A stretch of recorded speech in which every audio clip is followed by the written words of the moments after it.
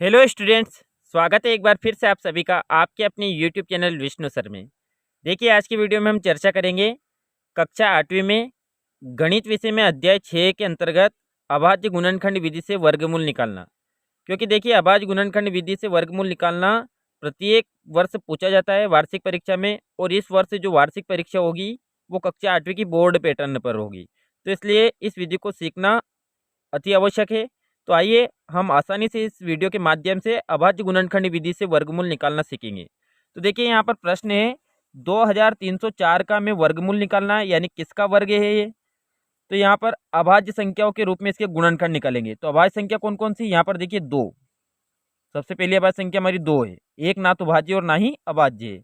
अभाज्य संख्या किसे कहते हैं, तो वह संख्या जिसका केवल एक और स्वयं ही गुणनखंड हो, यानी कि हम कहे कि उस संख्या में केवल एक का भाग जाता है और स्वयं का ही भाग जाता है, वो अभाज्य संख्या होती है। फिर दो के बाद में तीन अभाज्य संख्या है।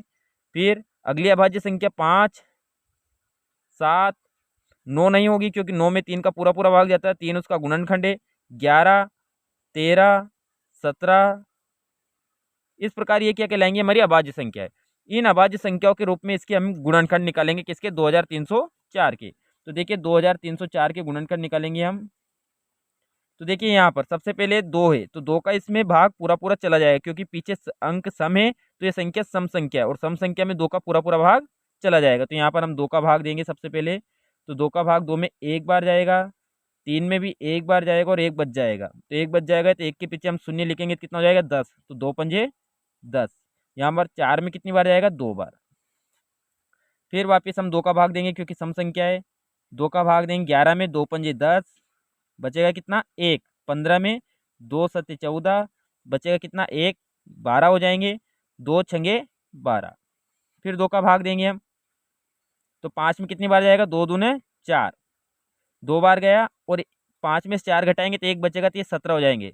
दो अटे 16, फिर एक बच जाएगा, तो ये 16 हो जाएंगे, दो अटे 16। फिर देखिए यहाँ पर, फिर हम दो का भाग देंगे। जब तक दो का भाग जाएगा तब तक हम दो से गुणनखंड निकालते रहेंगे। यहाँ पर दो एकम दो, 8 में 4 बार, फिर 8 में 4 बार।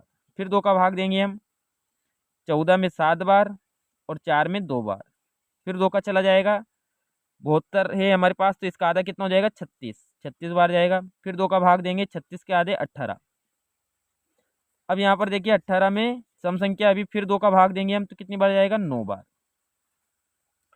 और 9 में अब विषम संख्या आ गई, तो अगली अभाज्य संख्या हमारी 3 है, 3 का भाग चला जाएगा पूरा पूरा। तो यहाँ 3 त्रिया 9, और 3 एकम 3। तो इस प्रकार 2304 के ये अभाज्य गुणनखंड आए। तो हम इनको लिखेंगे 2304 के अभाज्य गुणनखंडों को लिख लेंगे हम। 2304 बराबर दो कितनी बार है, 1 2 3 4 5 6 7 8 बार।